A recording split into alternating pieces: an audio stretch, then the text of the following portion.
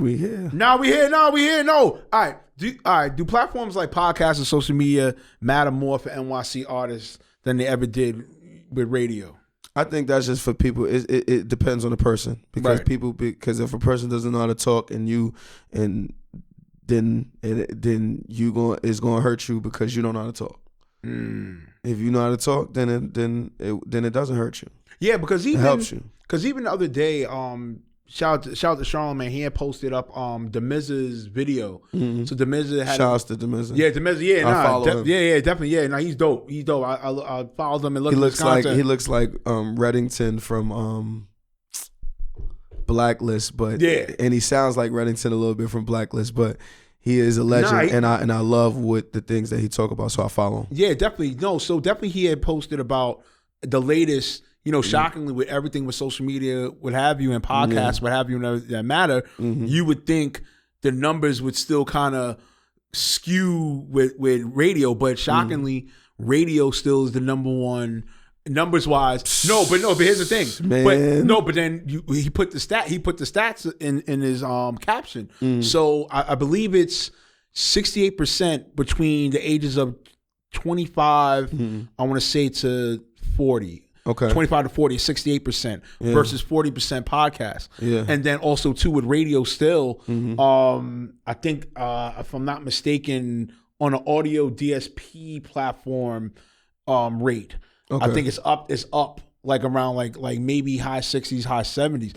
But when I'm bringing to the light is despite that, even though the times we are in, and still podcasts or whatever have you, it still lets you know that even with radio, and not saying that radio is still the main conduit, but it's still a hard challenge to push it away. Now I get it that people or some within our culture have been in a weird way been wanting to like push radio, the narrative of pushing radio out, but it's like, all right, well, there's still a pocket of people. Yeah, see, that's still the thing. What they don't understand right there, like so. And I don't know why they don't understand it by now because we're in 2026. I feel like 2020 should have showed y'all something. It should have showed y'all a few things. Number one, that you should be leaning more on the DJs than you talking about the internet, because when the world shuts down, unless you trying to create some type of viral campaign on TikTok, which everybody ain't gonna do. Other than that, how you gonna spread your music out? How you gonna spread your message out? The DJs was there, people like D Nice and all these other DJs that took it upon themselves to take their Instagram lives, Twitches and everything to still play music, still create a party, so still create a musical playlist of music for the fans to listen to while they in their cribs and stuff like that. That should have showed you how powerful the DJ still was, and still is. Radio. That was one of the things too, because even though you had to get vaxxed or whatever, or had to be at a small capacity in the studios to do these radio things, right?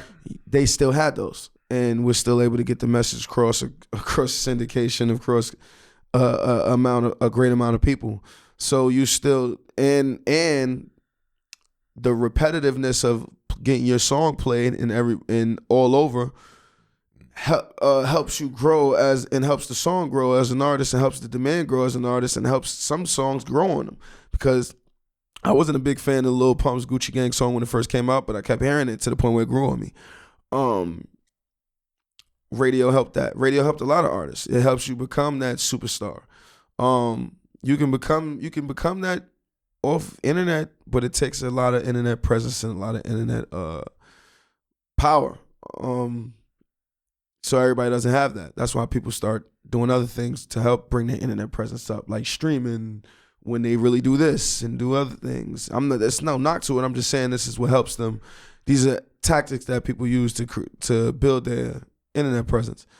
When you're an artist and you get played on the radio and these things like that, it matters. I love the podcast space too, though. I think all of it matters. For when if you know how to talk and you got messages to get out there, if you got gems to get out there and you got context in what you're talking about, and it's something to learn from there, then it's certain to take away from there, then all of these aspects are useful. I think when you don't know how to talk, I think it's best until you learn how to talk to stay off these things. Yeah, and that's the part right there. You know, I feel with artists, I feel it's like a weird battle in a way, right? Yeah. It's like some knock media or knock coming on to media, doing whatever, just like you said earlier about, okay, it depends on a certain type of artist. But then again, it still comes back to that conduit per se. You know what I'm saying? Because at the end of the day, what are you trying to do to separate? How are you trying to separate yourself from the pack? Are you just wanting to be social media based? Yeah, but that's what I'm saying. That's why it depends, because these artists choose the lane they want to be in by how they move in this thing, and sometimes by who they're inspired by. So when they're inspired by a certain artist and they see how that artist move, typically they start trying to move like the artist that they love. I do it myself.